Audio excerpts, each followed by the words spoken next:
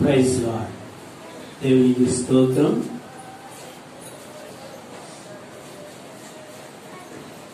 ప్రభు యొక్క బలలోనికి మనం అందరము చేయిస్తే ముందుగా మనం సరిదిద్దబడాలి. వాక్యము ద్వారా ప్రభు వాక్యం దగ్గరికి వచ్చి ఉన్నాం. ఆయన ఏం మాట్లాడనై ఉన్నాడో మనం సిద్ధపడి హెచ్చరిక మాటలు చూసుకొని ఆ ప్రభు బలలోనికి మనం అందరం కూడా చేయిద్దాం. రండి.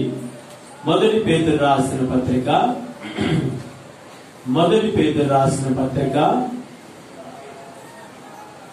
5వ అధ్యాయము 10వ వచనము అందరం కలిసి చదువుకుందాం.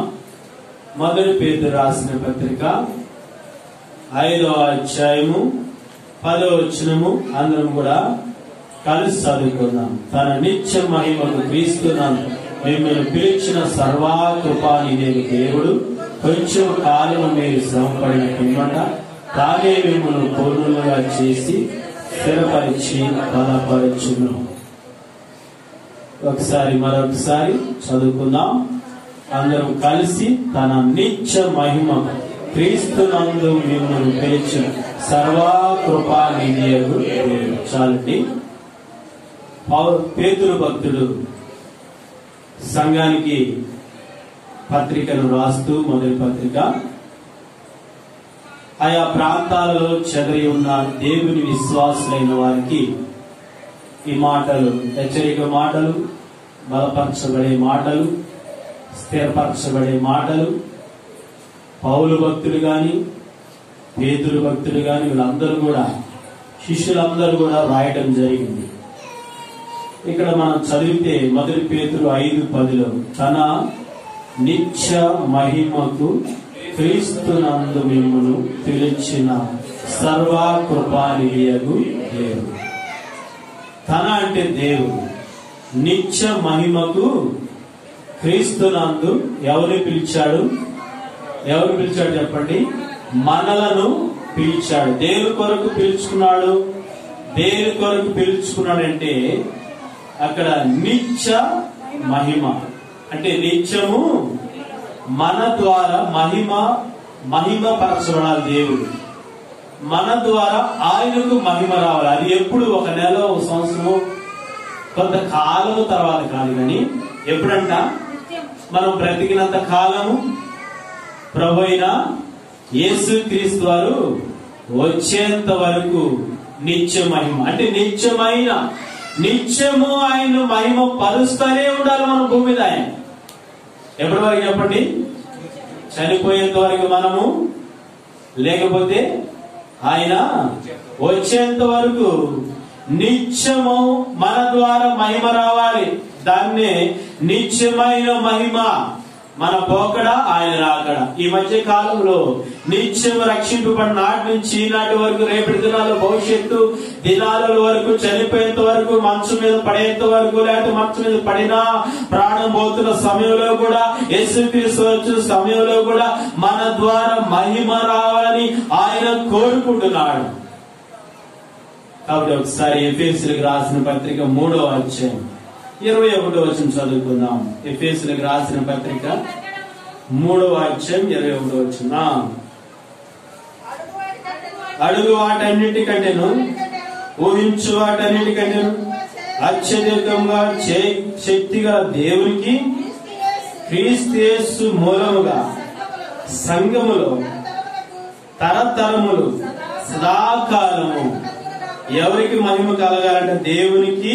ఎక్కడ కలగాలి? ఎక్కడంట? దేవునికి క్రీస్తు యేసు మూలముగా ప్రభు ద్వారా. ఎక్కడంట? సంఘములో. ఇప్పుడు సంఘములు ఎవరున్నారు? యేసుక్రీస్తు వారు. ఇంకా చెప్పండి, ఎవరున్నారు? దేవుడే చెప్పావు, కరెక్ట్. ఇంకా ఇంకెవరున్నారు చెప్పండి? అసలు విషయం రావట్లేదు. ఎవరున్నారు? సంఘములు ఎవరున్నారు? పాటలు ఉందా? సంఘములు ఏముంది? బైబిల్ పాటల పుస్తకం ఉందా? ఎవరున్నారు ముఖ్యంగా సంఘములో? నువ్వు, నేను.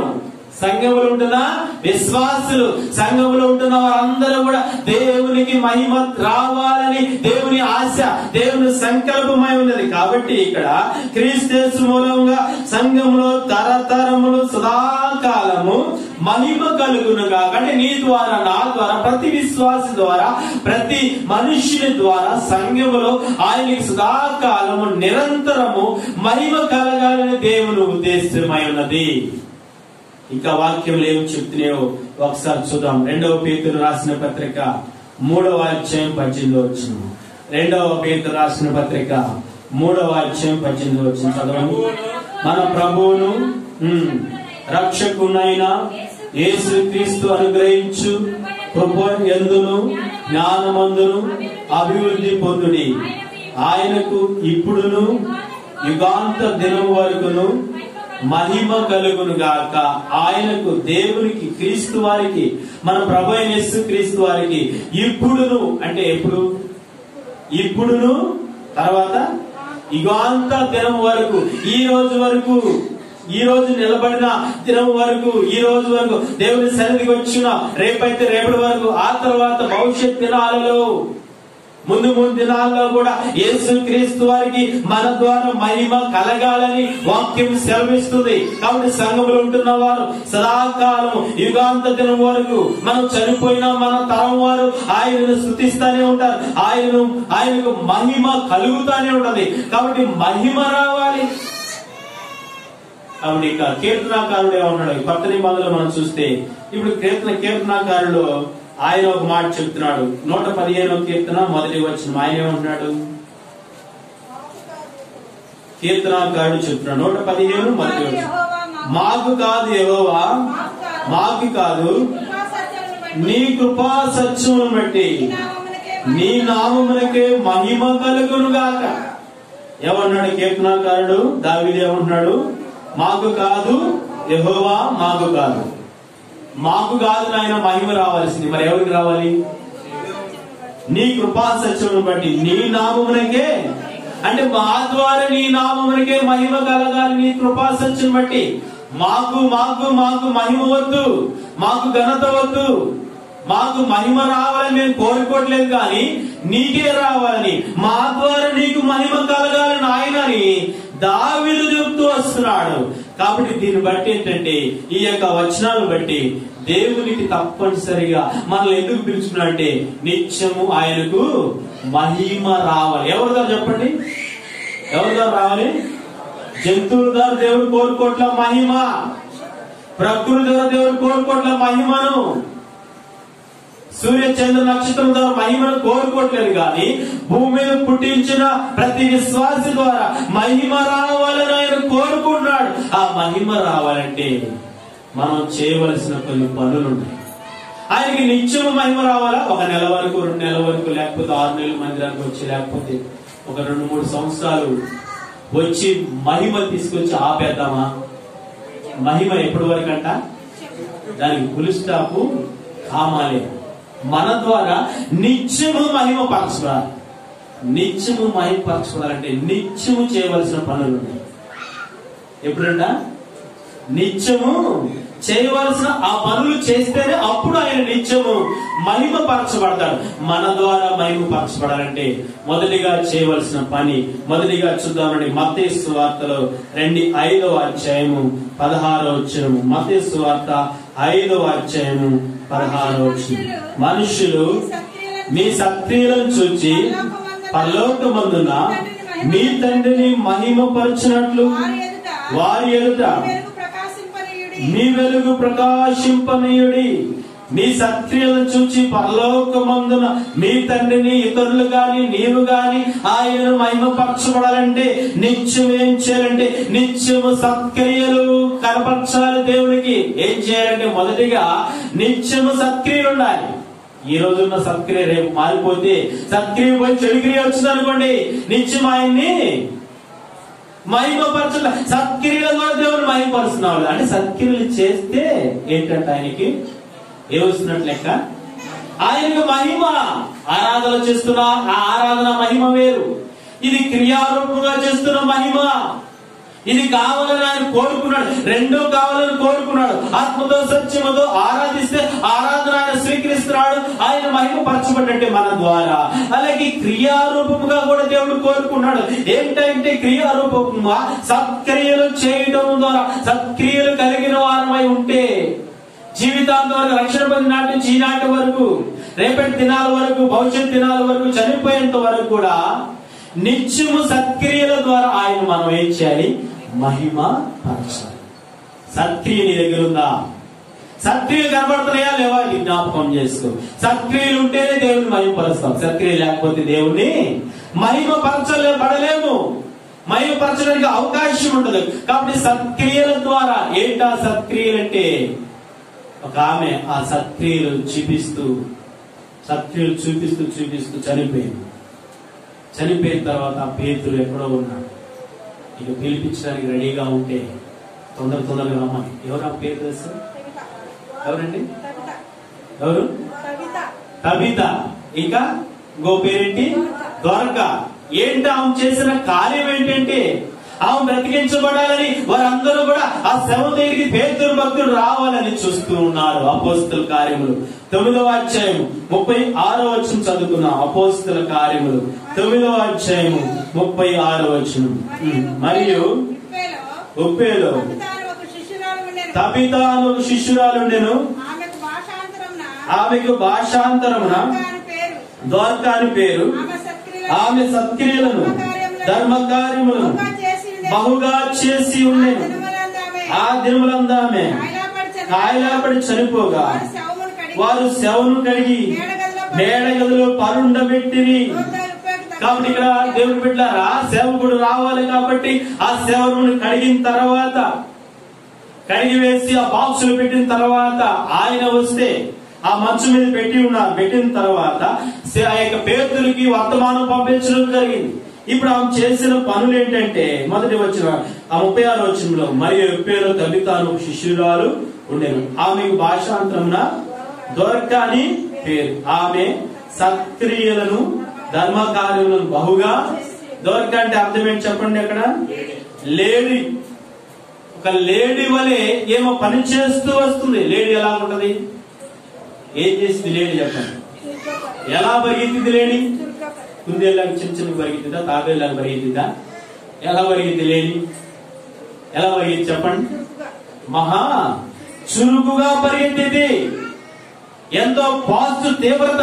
ప్రాణం కాపాడుకోవాలి, ఆహారం కోసం వేటాడుకోవాలని ఎంత ఫాస్ట్. ఇక్కడ అంగేస్తే అక్కడ దాటిపోవచ్చు. ఎన్ని అడుగులు వేస్తుందో, చాలా అడుగులు అన్నమాట. అంత ఫాస్ట్ కలిగిన లేడీ ఏమే ఈ దొరక లేకపోతే తబిత ఏం చేసిందంటే, సత్క్రియలు చేయడంలో లేడీ లాంటి స్వభావాన్ని కలిగి ఉన్నది. సత్క్రియలు చేయడంలో, ఆ సత్క్రియలు చేయబట్టే ఈమె గురించి వాళ్ళందరూ చెప్పుకుంటా ఉన్నారు. ఏంటి ఆ సత్క్రియలు? ఏం చేసిందంటే ఆమె 9వ అధ్యాయం అపోస్తల కార్యములు 9వ అధ్యాయం 39వ వచనం చదువుకున్నాం. పేతురు లేచి వారితో కూడా వెళ్లి అక్కడ చేరినప్పుడు వారు మేడగదిలోనికి అతన్ని తీసుకుని వచ్చి, విధవరాళ్ళందరూ వచ్చి ఏడ్చుచు దొరక తమతో కూడా ఉన్నప్పుడు కుట్టిన అంగీలను వస్త్రములను చూపుచు అతని ఎదుట నిలిచి. ఏం చేసింది ఆమె సత్క్రియలు? విధవరాళ్ళందరూ కూడా, ఎంతమంది అయితే ఆ ప్రాంతంలో విధవరాలు ఉన్నారో, ఎంతమంది అయితే లేని వారు ఉన్నారో, ఎంతమంది వస్త్రహీనులుగా ఉంటున్నారో, వారందరూ కూడా ఆ యొక్క అంగీలు కుడుతూ, మిషన్ మీద కుడుతూ, లేకపోతే ఆ యొక్క గుడ్డి సూద మీద కుడుతూ, ఎట్లా కుట్టిందో మొత్తానికి కుట్టి ప్రతి ఒక్కరికి ఏం చేసిందంట? అంగీలు పంచుతూ వచ్చింది. అప్పుడు చనిపోయిన తర్వాత ఆమె గురించి ఎవరు చెప్తున్నారు? అక్కడ ఉంటున్న విధవరాలు, అక్కడ ఉంటున్న విశ్వాసులు, అక్కడ ఉంటున్న జన సమూహము అందరూ చుట్టానికి వచ్చినప్పుడు పేతురు భక్తులు రాగానే ఆయనకి ఈ విషయం చెప్తున్నారు. నీ గురించి, నా గురించి చనిపోయిన తర్వాత కూడా, మనం చనిపోతే మన గురించి కూడా అక్కడ ఉంటున్న వారు ఎవరైనా చూడటానికి వచ్చినప్పుడు నీ సత్క్రియల గురించి చెప్పుకోవాలి. ఏ క్రియల గురించి చెప్పుకోవాలి? ఏమండి? సత్క్రియల గురించి చెప్పుకోవాలి. చనిపోయిన తర్వాత తబిత చేసిన పని ఏంటంటే సత్క్రియలు చేసింది కాబట్టి చనిపోయిన తర్వాత ఆమె గురించి చెప్పుకుంటూ వస్తారు. ఎంత మంచి సాక్ష్యము. ఆ తర్వాత ప్రార్థన చేసిన తర్వాత మళ్ళా దేవుడి కృప ద్వారా ఆ జీవాన్ని, ఆత్మను మళ్ళా దేవుడు ఆ ప్రార్థన ద్వారా మళ్ళా ఆమెలోనికి పంపించాడు. ఆ సత్క్రియ ద్వారా మళ్ళా బ్రతికింది. వాళ్ళందరూ చెప్పుకోవడం దేవుడు విన్నాడు. ఆ ప్రార్థన కూడా దేవుడు విని పేతురు భక్తులు చేసిన ప్రార్థన ద్వారా మళ్ళా సజీవురాలుగా ఉందంటే సత్క్రియల ద్వారా తిరిగి చనిపోయి మళ్ళా బ్రతికింది. అది ఆ దినాలు దేవుని మహిమ కొరకు అది జరిగింది. చనిపోయిన తర్వాత నీ గురించి నా గురించి ఏం చెప్పారంటే, మంచి క్రియలుంటే సత్క్రియలుంటే నీ గురించి నా గురించి చెప్పుకుంటారు. మంచి క్రియలు లేకపోతే చెడ్డ క్రియలుంటే ఏం చెప్పుకుంటారు? వాడు పోతే బాగుండలే, తొందరగా పోయాడు, తొందరగా పోయిందమ్మా, పేడా పోయింది, దరిద్రం వదిలింది అని అనిపించుకునే పరిస్థితి మన దేశాలు. నీ దగ్గరికి వచ్చిన తర్వాత అందరూ ఏడవాలి, ఆ సత్క్రియలు వారిలో మెదులుతా ఉండాలి. అది చేస్తున్నావా? ఏం చేసింది? రేయింబాబుళ్ళు కష్టపడి పుట్టి అంగిలి ఇంకా ఏమేమో సహాయం చేసింది. అదొక సత్క్రియ. ఇవ్వడం ద్వారా సత్క్రియ, దేవుడికి ఇవ్వడం ద్వారా సత్క్రియ, విశ్వాసులను ప్రేమించడం ద్వారా సత్క్రియ, దేవుని మందిరానికి ఇవ్వడం ద్వారా సత్క్రియ, సేవకునికి ఇవ్వడం ద్వారా సత్క్రియ, నువ్వు భోజనం పెట్టడం ద్వారా సత్క్రియ, నువ్వు మందిరానికి పెందాడుస్తే సత్క్రియ, ఆరాధన చేస్తే అదొక సత్క్రియ, ప్రభు బలిలో యోగ్యమైన రీతిలో పాలు పొందుతున్నది అదొక సత్క్రియ, ప్రేమగా మాట్లాడుతూ ఉంటే అదొక సత్క్రియ, అవసరతలో ఉన్న వారికి అక్రతలో ఉన్న వారికి ఇస్తా ఉంటే అదొక సత్క్రియ, మారు మనసు పొందితే అదొక సత్క్రియ, హృదయాన్ని దేవుడికి అప్పగిస్తే అదొక సత్క్రియ. ఇవన్నీ సత్క్రియలే. మన కార్యక్రమాలకు వస్తున్నాం. మంగళవారం, గురువారం, శనివారం ఉపవాస కూడికలు, బలి శ్రాద్ధలకి లెక్కలేంతనంగా లెక్క పట్టించుకుండా, వాక్యం పట్టించుకుండా, శరీరం పట్టించుకోకుండా ఒకవేళ నువ్వు దూరంగా ఉంటే సత్క్రియలు లేవు. ఆరాధనకి లేటుగా వస్తున్నావా? సత్క్రియ లేదు. దూరం అయిపోతున్నావు, నువ్వు జాగ్రత్త. సత్క్రియలు కావాలంటే ఏమి గుర్తు పెట్టుకోవాలి? ఎవరిని? తబిత చనిపోయిన తర్వాత ఎంత ఆ బాడీని కడిగి రెడీ చేశారు మనలోడు. అందుకనే ఈ వాక్యాన్ని బట్టి భక్తిగా నేర్చుకొని ఆ బాడీని కడిగి తర్వాత బాక్సులు పెట్టినప్పుడు మన వాళ్ళు ఏం చేస్తారు?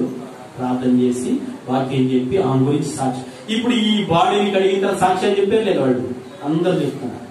ఈ ప్రాసెస్ ఎవరు పాటించు, మనమే పాటించే.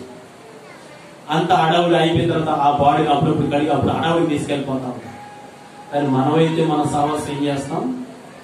విశ్వాసాలైతే, దేవుని బిడ్డ అయితే, ప్రతికి ఆయన కొరకు జీవించిన బిడ్డ అయితే, అమ్మో ఆ బిడ్డ కోసం అందరూ వచ్చి కడిగి రెడీ చేసి బాక్సులు పెట్టి ప్రార్థన చేసి పాటలు పాడి ఆ గురించి సాక్ష్యం చెప్తూ వాక్యాలు చెప్తూ సాక్ష్యం చెప్తూ వాక్యాలు చెప్తూ అది ప్రాసెస్ పద్ధతి. నువ్వు చనిపోయిన తర్వాత, నేను చనిపోయిన తర్వాత ప్రతి ఒక్కరు మన గురించి ఏం చెప్పుకోవాలి?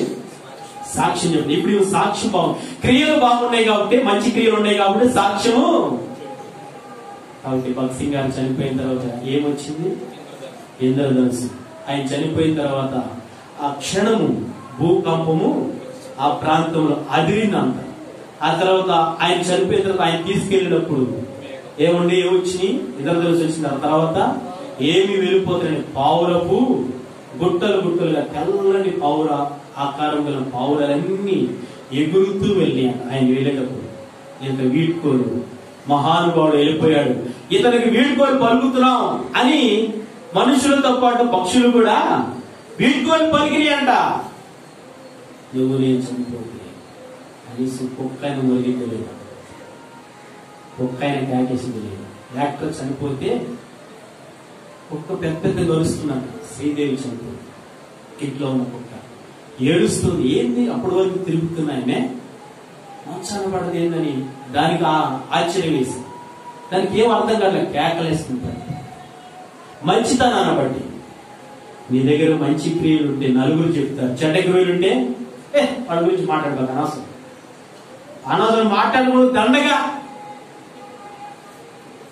సత్క్రియలు లేని వాళ్ళ గురించి నేను అసలు పట్టించుకుని అసలు లెక్కేజ్ వారికి వారి గురించి మనసులోకి రానే రాదు. నాకు సత్క్రియలు కలిగిన వారిని దేవుడు దృష్టిస్తాడు. ఎందుకంటే ఆయనకు మన ద్వారా మహిమ వస్తుంది, మహిమ రావాలి. కాబట్టి దేవునికి సత్క్రియల ద్వారా, మన సత్క్రియల ద్వారా మహిమ వచ్చేటట్టుగా మనం జీవిస్తూ సాగిపోవాలి. కాబట్టి మొదటిగా సత్క్రియల ద్వారా ఆయనకు మహిమను తీసుకొచ్చేవారు. ఈ సత్క్రియలు మంచి సత్క్రియలు, వాక్య సంబంధమైన క్రియలు దేవునికి చూపిస్తాము. మహిమ మీ ద్వారా నిత్యం ఆయనకు మహిమ. కాబట్టి నిత్యమైన సత్క్రియల ద్వారా నిత్యం ఆయనకు మహిమ. రెండవ చూద్దాం రండి. లూకాసు సువార్త 18వ అధ్యాయం 43వ వచనం. లూకాసు సువార్త 18వ అధ్యాయం 43వ వచనం. లూకాసు సువార్త 18వ అధ్యాయం 43వ వచనం. వెంటనే వాడు చూపు పొంది దేవుని మహిమపరచు ఆయనను వెంబడించి ప్రజలందరూ అది చూచి దేవునికి స్తోత్రం, దేవుని మహిమపరుస్తూ వెంబడిస్తూనే ఉన్నాడు. వెంబడిస్తూనే ఆయనను మహిమపరుస్తున్నాడు. ఈ యొక్క మనుష్యుడు, ఈ యొక్క చూపు పొందిన వాడు, గురుడితనాన్ని పోగొట్టుకున్నవాడు ఏం చేస్తున్నాడు అంటే ఆయనను అప్పటి నుంచి ఆ చూపు పోగొట్టుకు నుంచి ఆయనను వెంబడించలేకపోయాడు. ఎప్పుడైతే చూపు పొందాడో వెంబడిస్తున్నాడు. వెంబడిస్తున్న ప్రతి ఒక్కరు దేవుణ్ణి మహిమపరిచినట్లుగా నువ్వు ఆయన వెంబడిస్తున్నావా? రెండవదిగా ఆయన్ని వెంబడించే వారందరూ ఆయన్ని మహిమపరిచారు. నిత్యము వెంబడించాలి. ఏం చేయాలి? మనం ఆయన్ని నిత్యము వెంబడిస్తానే ఉండాలి. ఆయనను మనం విడిచిపెట్టకుండా ఎన్ని కార్యక్రమాలు ఉన్నాయో అన్ని కార్యక్రమాలలో పాల్గొంటూ ఆయన విడిచిపెట్టకుండా ప్రార్థనా జీవితం, వాక్యమైన జీవితం, మంచి క్రియలు, మంచి మనస్సు, మంచి నడవడిక, మంచి ప్రవర్తన, యథార్థమైన జీవితం ఇవన్నీ కలిగి ఉంటే ఆయనను మనం వెంబడిస్తున్నట్లేక నీ దగ్గర వెంబడించే గుణం ఉందా? వెంబడించే తత్వం ఉందా? వెంబడించే స్వభావం. ఎవరిని వెంబడించాలి? ఎవరిని? దేవుణ్ణి. లోకమును కాదు, దేవుణ్ణి. పాపమును కాదు, సాతాను కాదు, అవిధేయతను కాదు, చీకటిని కాదు. ఒకవేళ చీకటిని వెంబడిస్తున్నావు, పాపమును వెంబడిస్తున్నావు, అపవాదిని వెంబడిస్తున్నావా, వాడు నీకు గురి తీసుకొస్తాడు. ఉరికి ఎక్కినట్టే నరకానికి వెళ్ళినట్టే. నరక పాత్రలు అవడానికి వాడు మనల్ని గొలుసు వేసుకుని తీసుకుని వెళ్తాం. వెంబడించమని వాడు మనకు ఎన్నో పన్నాగాలు పెడుతూ లాభములు తీసుకొస్తాడు. కానీ ఇంతవరకు దేనికి పనికిరాదు. దేవుని వెంబడిస్తే పరలోకం, దేవుని వెంబడిస్తే ఆశీర్వాదం, దేవుని వెంబడిస్తే దీవించబడతాం, దేవుని వెంబడిస్తే ఆత్మీయ బలపరచబడతాం. దేవుడిని వెంబడిస్తే పాపమును జయించడానికి అవకాశం ఉండదు. కాబట్టి ప్రతి ఒక్కరు ఏం చేయాలంటే ఏం చేయాలి? దేవుణ్ణి వెంబడించే వాళ్ళందరూ కూడా ఏం చేసినట్లు లెక్క దేవుణ్ణి ఇప్పుడు నిత్యం వెంబడించాలా? ఒక రోజు లేకపోతే 3 రోజులు లేకపోతే 4 రోజులు లేకపోతే ఒక సంవత్సరం లేకపోతే ఒక 10 సంవత్సరాలు కష్టాలు దాన్ని పక్కన పడేసి ప్రభువుని వెంబడించుకుని వెనక్కి వెళ్ళిపోతే నిత్యం ఆయనకు మన ద్వారా మహిమ. కష్టాలు, ఇబ్బందులు ఎన్ని వచ్చినా, సంఘపరంగా, కుటుంబపరంగా ఒకవేళ ఎలాంటి విపత్తులు, శ్రమలు వచ్చినా ఆయనను విడిచిపెట్టకుండా ఆయన కొరకు నిలబడే వ్యక్తులుగా కనబడాలి. కీర్తన గ్రంథంలో నిత్యం ఆయన సన్నిధి వెదకాలని కీర్తన 105వ కీర్తన మనం చదువుకుందాం. కీర్తనలు 105వ కీర్తన చదవండి. నిత్యము ఆయన సన్నిధిని అనే మాట 4వ వచనం. 105వ కీర్తన. యెహోవాను వెతుకుడి, ఆయన బలమును వెతుకుడి, ఆయన సన్నిధిని నిత్యము, ఆయన సన్నిధిని మనం అందరం కూడా నిత్యము వెతికే వారంగా కనబడాలి. ఆయనను మనం నిత్యము వెతుకుతున్నాం. ఆయన సన్నిధి ఎప్పుడు అవకాశం ఉంటాడు అప్పుడు. ఆదివారమా, గొలుసు ప్రార్థనలా, ఉపవాస కూడికలా, సంఘ ప్రార్థన, బైబిల్ స్టడీయా, ఆన్లైన్ ప్రేయర్లా, ప్రత్యేకమైన కూడికలా, గుడివాడలో ఉపవాస కూడికలా, ఇట్లాగా డిసెంబర్ 1వ తారీఖు ప్రత్యేకమైన కూడిక, ఇట్లాగా వీటన్నిటికీ Christmas 25, 31st night watch night service, 1వ తారీఖు జనవరి రాత్రంతా వచ్చిన తర్వాత మేలుకున్న తర్వాత 1వ తారీఖున కొంతమంది రాను కూడా రారు. ఎందుకు రారు చెప్పండి? రాత్రంతా ఉన్నాం కాబట్టి, అలసిపోయాం కాబట్టి, వాగ్దానం తీసుకున్నాం కాబట్టి నాకు నేను తీసుకున్నాను, ఇక నేను దులుపుకున్నా, నాకు అవసరం లేదే. ఎవరైతే రాత్రి రాలేదో వాళ్ళంతా నాకు సంబంధం లేదు. కొంతమంది రాకుండా నిద్రపోతారు. రాత్రి పూట రావాలి, పగలు రావాలి. అప్పుడు మనం నిత్యం ఆయన్ని వెంబడించినట్టు లెక్క. నువ్వు వెంబడిస్తున్నావా ఆయన్ని? ఎప్పుడు అవకాశం ఉంటాడు. కావాలని మారుకుంటున్నావా? ఒకసారి జ్ఞాపకం. కావాలని నీ సొంత పనులు పెట్టుకున్నావా? కావాలని లేట్కి వస్తున్నావా? కావాలని ఆగిపోతున్నావా? అది జ్ఞాపకం చేసుకుని దేవుడు నీతో మాట్లాడుతున్నాడు. ఎవరైతే నిత్యం ఆయన వెంబడిస్తారో వారు నిత్యం ఆయన దేవుని మహిమ పరిచినట్లేక ఆయనను మనం నిత్యము మహిమపరుస్తున్నామని నిన్ను నువ్వు పరిచయం చేసుకో. ఆయన సన్నిధి ప్రతి ఆరాధనలో గాని, ప్రతి బలవర్తమానంలో గాని సన్నిధికి విలువ రావాలని వస్తుందా లేదా? మందిరానికి విలువేయాలి, ఆయన సన్నిధికి విలువేయాలి, ఆయన వెంబడించాలి. ఆయన తప్ప ఇంకెవరిని వెంబడించకూడదు. ఎందుకంటే ఆయన ఎందుకు వెంబడించాలి చెప్పండి? ఎందుకు వెంబడించాలి ఆయన్ని? ఎందుకు చెప్పండి? ఆయన వెంబడిస్తే ఎక్కడికి వెళ్తాం? పరలోకానికి వెళ్తాం. ఈ లోకపరంగా లోకస్తులు ఎవరైనా కానీ, ఒకవేళ పలుకుబడి ఉన్నవాళ్ళు ఎవరైనా కానీ, పేరు ప్రఖ్యాతులు ఉన్నవారు ఎవరైనా కానీ, డబ్బు కలిగిన వారిని ఎందుకు వెంబడిస్తాం? డబ్బు కలిగిన వాడు అనుకోండి, డబ్బు ఉన్నవాడు దగ్గరికి ఎందుకు వెళ్తామని చెప్పండి? ఎందుకు వెంబడిస్తాం? డబ్బు ఏమని ఇస్తాడేమని. ఒక 50,000, ఒక 25,000, ఒక 10,000, లేక ఒక 500, 100 రూపాయలు కూడా లోపడేవాళ్ళు ఉన్నారు అనుకోండి. వెంబడించేవాళ్ళు ఏదో ఆశ కలిగి దుర్లాభంతో, లాభాపేక్షతో వెంబడించేవాళ్ళు లోకపరంగా ఎంతో మంది ఉన్నారు. కానీ నువ్వు దేవుడిని వెంబడిస్తే ఎక్కడికి వెళ్తావు? డైరెక్ట్ గా పరలోకానికి వెళ్తావు. నువ్వు దేవుడిని నమ్ముకుంటే కావలసిన దేవుడు ఇస్తాడు. నువ్వు దేవుడిని నమ్ముకుంటే ఆశీర్వాద దీవెనలు పొందుకుంటావు. నువ్వు దేవుడిని నమ్ముకుంటే బలపరచబడతావు. దేవుడిని నమ్ముకుంటే ఆత్మీయంగా ఎదుగుతా ఉంటావు. ప్రథమ స్థానం నీదే పరలోకంలో. అందుకని మనం బ్రతికినంత కాలం ఏం చేయాలి? నిత్యమాయన్ని ఏంటక్క రాలేదంటే వంక పెట్టుకుంటావు. ఏదో ఒకటి వంక. ఏ వంక? నువ్వు కావాలని పెట్టుకుని రాకుండా అది లేదు, ఇది లేదు, అది బాగలేదు, ఇది బాగలేదు, సన్నిధిని వెనకేస్తున్నావా? నువ్వు ఏం మహిమ పరిస్థితి లెక్క? నువ్వు ఎన్ని పనులున్నా ఏం చేయాలి? ఆదివారం ఎన్ని పనులున్నా పక్కన పెట్టి ఆయన సన్నిధికి ఏం చేయాలి? రావాలి. అప్పుడు మనం ఆయన మహిమపరచాలి. సాగులు చెప్పబాకు. నువ్వు సాగులు చెప్పేవాడు ఒక దినాలు లెక్క అప్పచెప్పాలి. ఇంట్రెస్ట్, ఆసక్తి కలగాలి. కాబట్టి కఠినమైన దేవుని వాక్యాన్ని మనం వింటూ లోపడతా ఉంటే, మనం సరిదిద్దపడతా ఉంటే బాగుపరచబడతాం.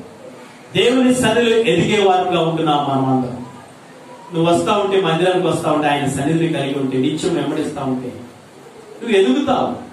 అది ఏమి రాకపోతే, దేనికి రాకపోతే, ఒక్క ఆదివారం వస్తే చాలు అనుకునేవాళ్ళు ఎదుగుతారా? ఒక్క ఆదివారం వస్తే చాలు.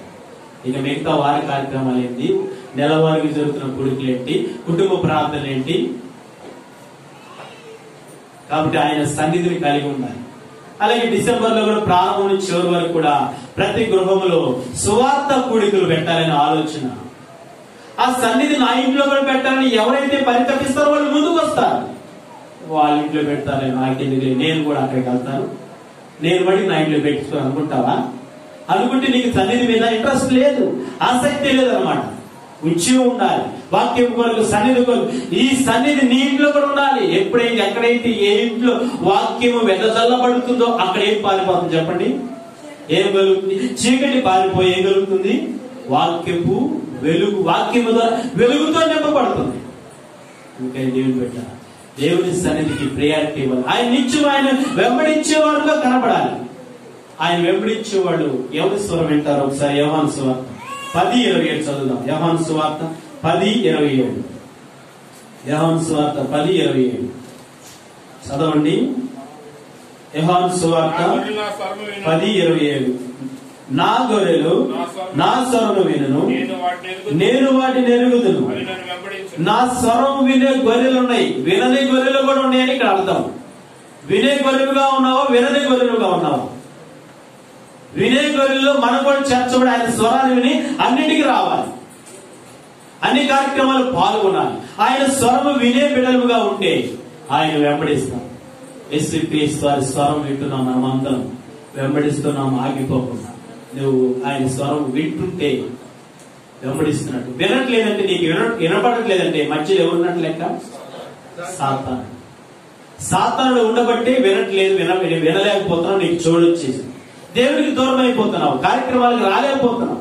ఒక్క ఆదివారం ఎందుకు వస్తున్నావు అంటే మధ్యలో సాతానుడు పాపం అనే గోడ నిలబట్టంగా ఆ స్వరం మనకు వినపట్లేదు కాబట్టి రాలేకపోతున్నాం, నిత్యం వెంబడించలేకపోతున్నాం. నిత్యము వెంబడించేవారుగా ఆయన సన్నిధిలో గడుపుతుంటే నిత్యము ఆయనకు మహిమ వచ్చినట్లు లెక్క. ఏమొచ్చినట్లు లెక్క? నిత్యము మనం ఆయన వెంబడిస్తే నిత్యము ఆయనకు మహిమ. అది గుర్తుపెట్టుకుని మూడవ చూద్దాం రండి. మూడవదిగా 1 కొరింథీయులకు రాసిన పత్రిక 6వ అధ్యాయం 20 వచనం. 1 కొరింథీయులకు రాసిన పత్రిక 6వ అధ్యాయం 20 వచనం. 1 కొరింథీయులకు రాసిన పత్రిక 6వ అధ్యాయం 20 వచనం.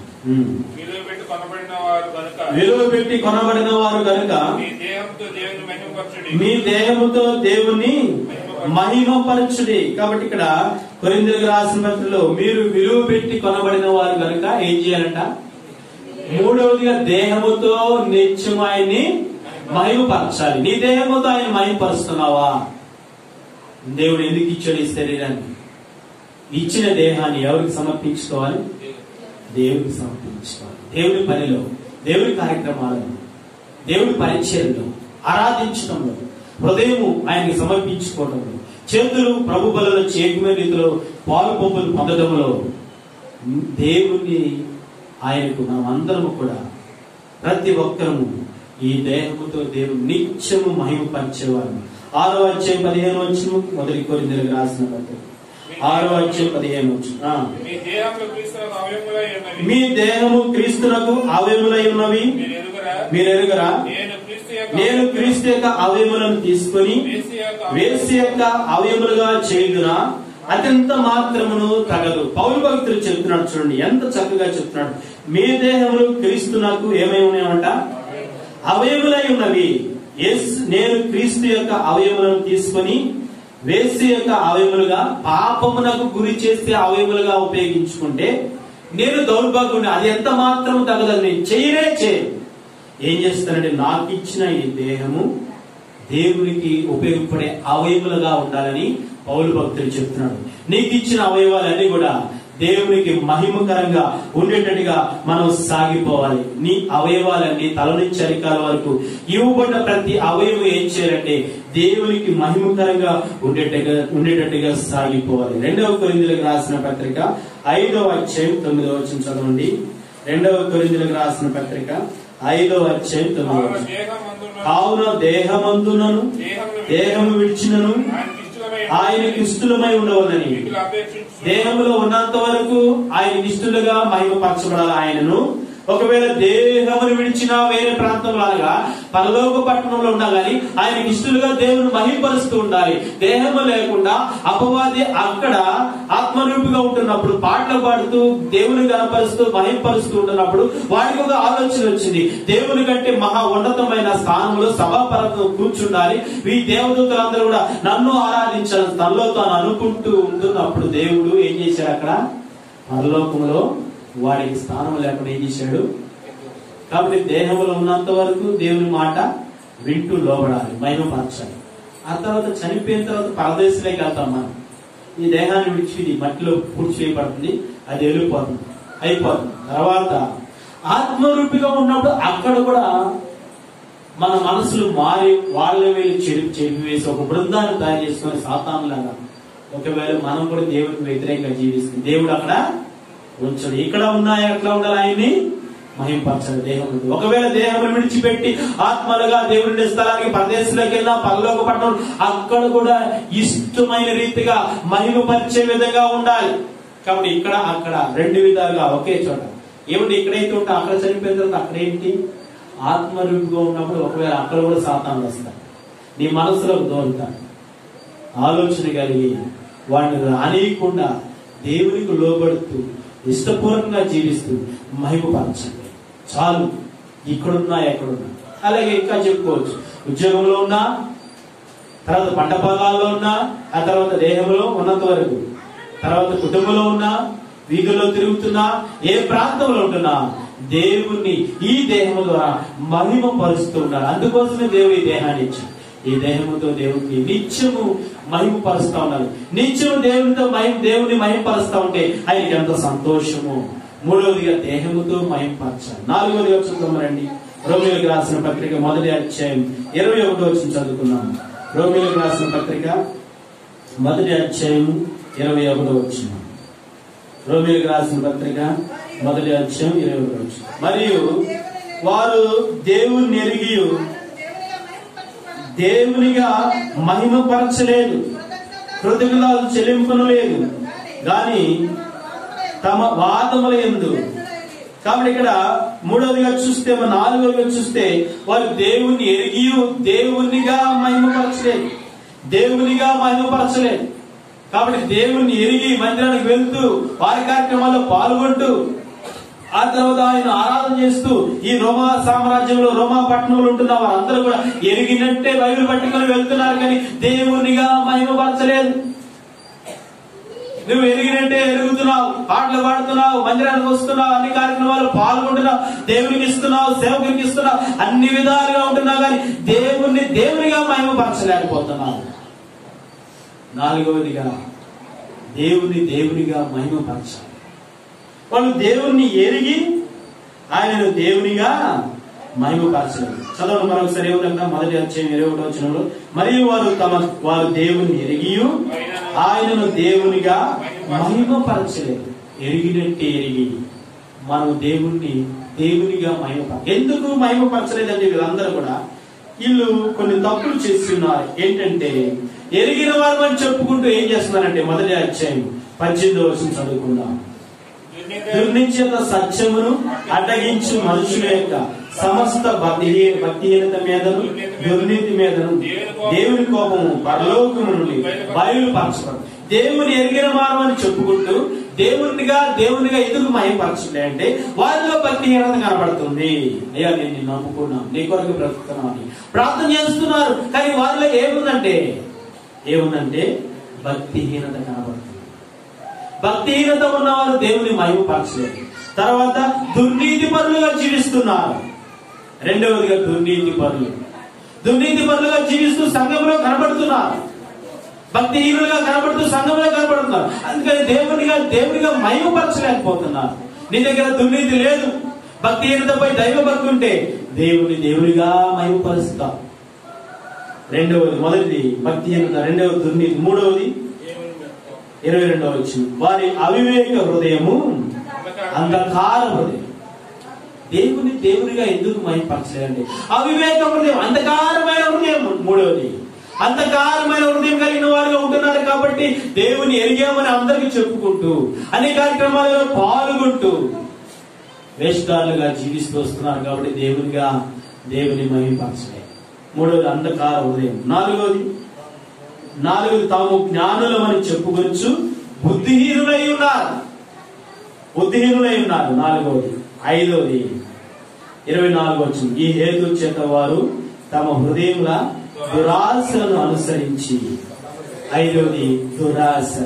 ఆరవది 23వ వచనం, వారు అక్షయులకు దేవుని మహిమను క్షేమకు మనుషుల ఎక్కయు పక్షుల ఎక్కయు చతుస్పాద జంతువుల ఎక్కయు పురుగుల ఎక్కయు ప్రతిమా స్వరూపాన్ని విగ్రహారాధన చేస్తున్నారు. వారి హృదయంలో బంగారం వెండి జంతువులు మనుషులు పెట్టుకుని దేవుని ఆరాధించుకుంటూ ఉంటున్నారు. కాబట్టి ప్రతిమా స్వరూపంగా దేవుని పక్కన పెట్టి వేరే వాటిని పెట్టుకుని ఆరాధన చేస్తున్నారు. ఆరోదిగా ఇవన్నీ దేవునిగా వారు మహిమపరచు. ఏడవది ఏంటంటే 24వ వచనం, తమ శరీరమును పరస్పరము అవమానపరుచుకున్నట్లు దేవుడు వారిని అపవిత్రులైపోయి ఉన్నారు. 7 విషయాల ద్వారా వారు దేవుణ్ణి ఎరిగామని చెప్పుకుంటూ గాడి తప్పిపోయి మార్గము తప్పి తిరిగేవారుగా, దేవునికి వ్యతిరేకమైన వారుగా జీవిస్తూ దేవునిగా మహిమపరచలేదు. మనం దేవునిగా మహిమపరుస్తున్నామంటే మనలో దైవ భక్తి ఉన్నట్టు, భక్తిహీనత కనబడదు, దుర్నీతి కనబడదు, నీతి కనబడదు. మొదటిగా వారు దేవుని మహిమపరిచేవారు ఎలా ఉంటారంటే భక్తిహీనులు ఉండరు కానీ దైవ భక్తి కలిగిన వారుగా ఉంటారు. మొదటిగా. రెండవది చూస్తే దుర్నీతి ఉండదు కానీ నీతి కనబడదు. మూడవది ఏముంటది? అంధకార హృదయం కనబడదు కానీ ఏది కనబడుతుంది? వెలుగు హృదయం కనబడుతుంది. నాలుగోది ఏముంది అక్కడ? బుద్ధిహీనులుగా ఉండరు కానీ బుద్ధిమంతులుగా ఉంటారు. ఐదవది ఏముంది అక్కడ? ఐదవదిగా హృదయంలో ప్రతిమా స్వరూపంగా దేవునే చేసుకుంటారు కానీ మనుషులు జంతువులు పక్షులను చేసుకోరు. ఆరవదిగా దురాశ. ఏడవదిగా అపవిత్రత ఉండదు కానీ పవిత్రత ఉండదు. ఈ 7 లక్షణాలు ఎవరిలో ఉంటాయో, ఏ లక్షణాలు? భక్తిహీనతకు ఆపోజిట్ ఏంటి చెప్పండి? భక్తి ఉన్నవారు దేవునిగా మహిమపరుస్తారు. రెండవదిగా దుర్నీతి లేని వారు, నీతి కలిగిన వారు దేవునిగా మహిమపరుస్తారు. మూడవదిగా అంధకార హృదయం లేని వారు, వెలుగుతో నింపబడిన హృదయం కలిగిన వారు దేవునిగా మహిమపరుస్తారు. తర్వాత బుద్ధిహీనులుగా ఉండకుండా బుద్ధిమంతులుగా ఉంటున్న వారు దేవునిగా మహిమపరుస్తారు. దురాశ లేకుండా ఉన్నదంతో చదువుకుపోతున్న వారు దేవునిగా మహిమపరుస్తారు. ప్రతిమా స్వరూపంగా ఏది పెట్టుకోకుండా దేవా నీవే సజీవులను హృదయంలో పెట్టుకుంటే వారు దేవునిగా మహిమపరుస్తారు. అపవిత్రత లేకుండా పవిత్రత కలిగిన వారుగా ఉంటే వారు దేవునిగా మహిమపరుస్తారు. దేవుణ్ణి ఎరిగినట్టు ఎరిగి పాపానికి గురవుతున్న వారందరూ దేవుని మహిమపరచలేదు. కాబట్టి మందిరానికి వస్తున్నప్పుడు నీ బ్రతుకు ఎలాగుంది, జీవితం ఎలాగుంది? దేవునిగా మహిమపరుస్తున్నావు, ఎరిగినట్టు ఎరిగి తప్పటడుగులు వేస్తున్నావు, జ్ఞాపకం చేస్తావు. అందుకని వీరందరి నుంచి వారు వారు వారు వీళ్ళందరిలో తయారైపోయారు అన్నాడు ఆయన పౌలు భక్తులు. కొంతమంది అలాంటి వారు ఉన్నారు కాబట్టి ఆయన చెప్తున్నాడు. ఏమన్నా నాలుగవదిగా దేవునిగా మహిమపరచాలి. ఐదవది చూద్దామండి. ఐదవది నిద్రపోతున్న వాళ్ళు ఎవరైనా ఉన్నారా? నిద్రపోతున్న వాళ్ళు లేవండి, రండి. ఐదవదిగా మనం చూద్దామండి. ప్రకటన గ్రంథం 14:7. ప్రకటన గ్రంథం 14:7. ఎవరైనా నిద్రపోతే పక్కన వాళ్ళు తట్టండి, వాక్యం వస్తుంది అన్న చూస్తానని చెప్పండి. 14:7. అతడు మీరు దేవునికి భయపడి ఆయనను మహిమపరచుడి. కాబట్టి ఇక్కడ చూస్తే ఐదవదిగా ఎవరైతే భయపడుతున్నారో, భయపడే వారందరూ కూడా దేవుని మహిమపరుచున్నట్లేక ఈ దైనందిన జీవితంలో, విశ్వాస యాత్రలో జీవితాంతం వరకు దేవునికి భయపడుతూ భయపడుతూ భయపడుతుండు. క్షణ క్షణం భయపడుతుండు, నిమిషానికి భయపడతా ఉండు, గంటకు భయపడతా ఉండు, 3 గంటలకు 6 గంటలకు భయపడతా ఉండు, పూటకు భయపడతా ఉండు, రోజుకి భయపడతా ఉండు. 365 రోజులు కూడా భయపడతా ఉండు, 24 గంటలు భయపడతా ఉండు. ఎవరికి భయపడాలి? సేవకులకు అవసరం లేదు, పక్కన వాళ్ళకి అవసరం లేదు.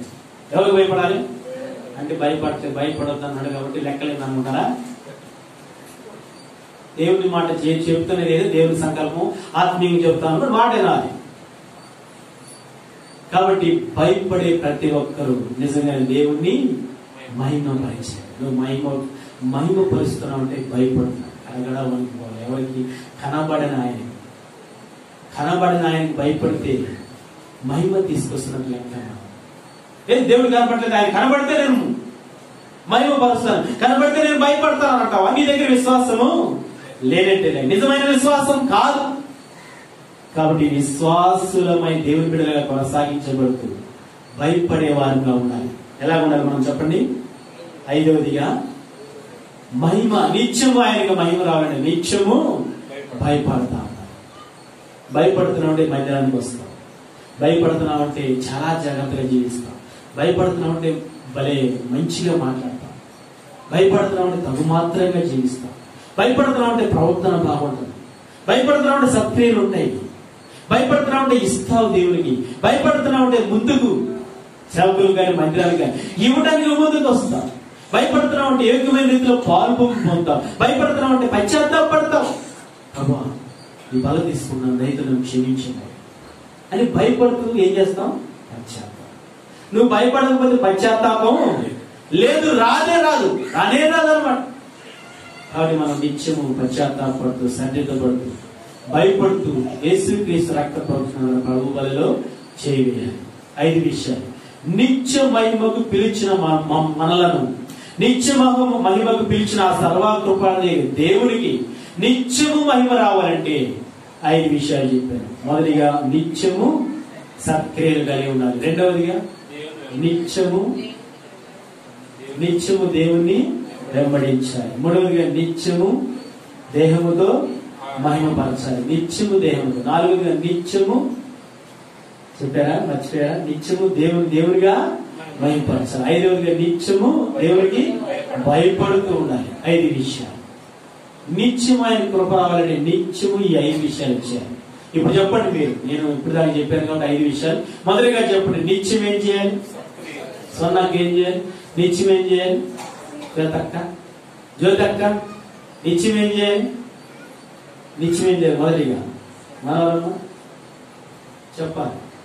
మాతమ్మక్క నిత్యం ఏం చేయాలి? నిత్యము మహిమ రావాలంటే దేవునికి నిత్యము సత్క్రియలు. రెండవది ప్రిస్కిలా, రెండవది నిత్యము మహిమ రావాలంటే రెండవది ఎస్తేరు నిత్యము వెంబడించేవారు దేవుణ్ణి నిత్యము మహిమపరుస్తారు. మూడవదిగా నిత్యము దేహముతో ఆయన మహిమపరుస్తా ఉంటే మహిమ వచ్చినట్టు. మూడవది. నాలుగవదిగా నిత్యము దేవుణ్ణి దేవునిగా మహిమపరచాలి. దేవునిగా రావాలంటే వివరణ నీకు అంతకుముందే 7 విషయాలు ఉంటాయి. ఆ 7 విషయాలు ఉంటేనే మహిమ దేవునిగా మహిమపరుస్తాం. నాలుగవది. ఐదవదిగా నిత్యము ఆయనకు భయపడుతూ ఉంటే దేవునికి మహిమ వచ్చింది. నీ ద్వారా మహిమ వస్తుందా లేకపోతే కీడు వస్తుందా అది జ్ఞాపకం చేసి, నీ ద్వారా ఆయనకు సంతోషం వేస్తుందా, ఆనందం వేస్తుందా, లేకపోతే దుఃఖపడుతున్నాడు? మహిమ రాకపోతే ఏడుస్తాడు, బాధపడతాడు. నీ ద్వారానే, నా ద్వారా, సేవకుల ద్వారానే, విశ్వాసుల ద్వారా, బాధ్యతలుగా సహోదరులు ఎవరి ద్వారానే గాని మహిమ రావాలంటే ఇవి చేయాలి. వాక్యం దగ్గరికి రావాల్సిందే ప్రతి ఒక్కరు. నేను రావాలి, మీరు రావాలి, ప్రతి ఒక్కరు దేవుని వాక్యం దగ్గరికి వచ్చి ఆయన ఏం చెప్తున్నాడు పాటించాల్సిందే, నెరవేర్చాల్సింది. మహిమ తీసుకొచ్చే విధంగా జీవితం. ఇంతవరకు మహిమ లేకుండా జీవిస్తూ వచ్చామా? ప్రభు బలలో చేయవేసినప్పుడు మనం సరిగా లేకపోతే ప్రభు బలలో చేయవేసినప్పుడు సర్దిద్దబడి, పశ్చాత్తాపడి, బాగు చేయబడి ఆ ప్రభు బలలో చేయగలరు. దేవుడి వాక్యంలో దీవించున్నాడు. ప్రార్థన చేసుకుందాం. ఒక 2 నిమిషాలు మోకరించి ప్రార్థన చేసుకుందాం. 2 నిమిషాలు మోకరించి ప్రార్థన చేసుకుందాం. ప్రభు యొక్క బలలో